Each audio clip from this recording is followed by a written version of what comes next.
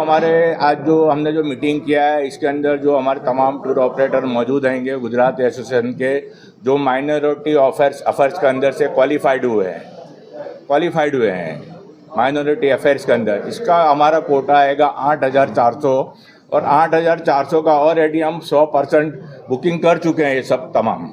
अब इसके अंदर से हम सिर्फ 20% हाजी का हमको कोटा मिला है, तो हम पॉसिबल नहीं है कि ये सब हाजी को ले जा सके।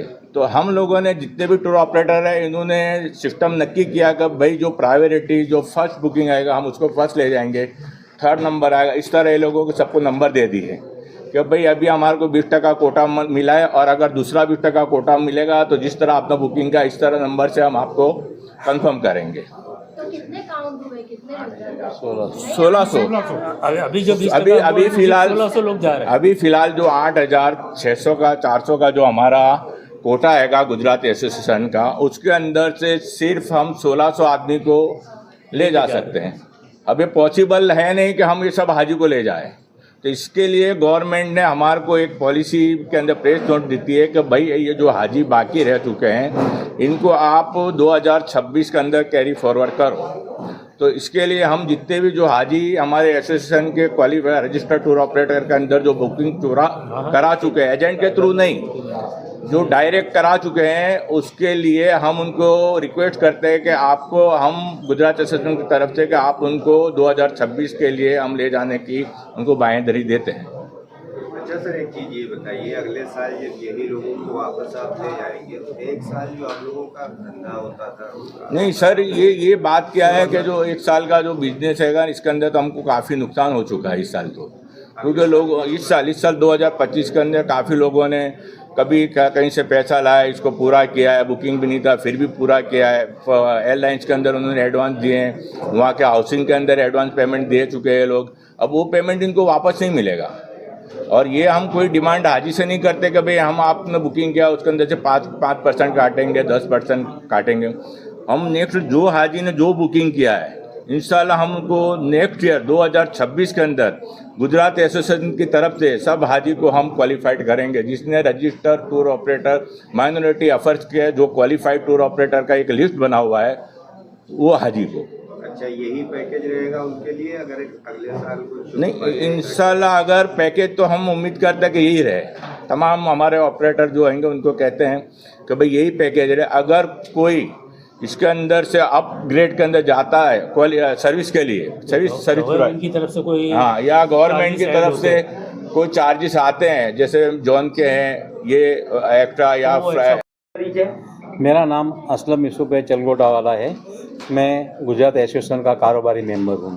सर, जो सर्कुलर हज कमेटी की तरफ से सऊदी अरब से हुआ है, क्या विवाद है उसका, आप लोग ने क्या कहा?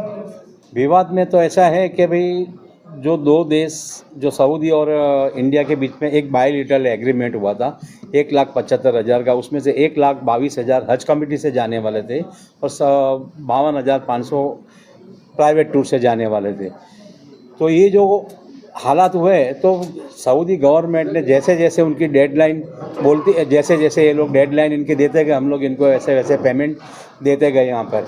इसके बाद में पता नहीं क्या हुआ क्या नहीं हुआ, हमने सब जोन का पेमेंट ये वो सब करने के बाद में गवर्नमेंट ने पूरे हिंदुस्तान का 52,000 का कोटा, ये लोगों ने बोलना आपका पेमेंट लेट होने की वजह से आपका कोटा कैंसिल किया जाता है। लेकिन हम लोगों ने जो पेमेंट दिया है इनको सब जैसे जैसे ये लोग डेट देते गए इंडियन गवर्नमेंट को, हम लोग वैसे ऐसे अपने पेमेंट हम लोग देते गए और ये सब पैसा आईबान में जमा हुआ। उसके बाद में ये कोटा काटने के बाद में बहुत ज़्यादा उसमें प्रॉब्लम आने लगा। सब लोग ये बोला क्या हुआ, किसी को कुछ पता नहीं चला कौन सी टेक्निक के अंदर ये लोगों ने नुस्ख ऐप बनाए, कहाँ पर क्या हुआ वो हमको पता नहीं। सिर्फ इतना है कि आपका 52,000 का कोटा है वो कैंसिल कर दिया।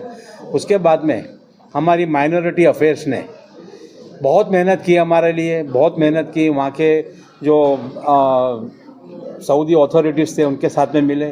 फिर एक बात ऐसी भी आई थी कि हमारे वज़ीर आला जनाब श्री नरेंद्र मोदी साहब सऊदी जाने वाले हैं, वो वहाँ पर उनके ताल्लुकात मोहम्मद बिन सलमान क्राउन प्रिंस जो है उनके साथ में बहुत अच्छा है। तो हमको ऐसा था कि हमारे जो वज़ीर आज़म वहाँ पर जाएंगे, उनसे बात करेंगे और हमारा कोटा वो वापस हमको दिलाएंगे। लेकिन ये कश्मीर के अंदर ऐसा हादसा होने की वजह से वो अपना जो भी वहाँ का जो था दौरा वो एक दिन कम करके आने के वजह से ये सब बात वहाँ पर रह गई। उसके बाद में काफ़ी मेहनत करने के बाद में सऊदी गवर्नमेंट इस बात में मुत्तफिक हुई कि आपको हम लोग इंटरनेशनल कोटा जो आपका 52,000 है उसमें से हम आपको 10,000 का कोटा देंगे।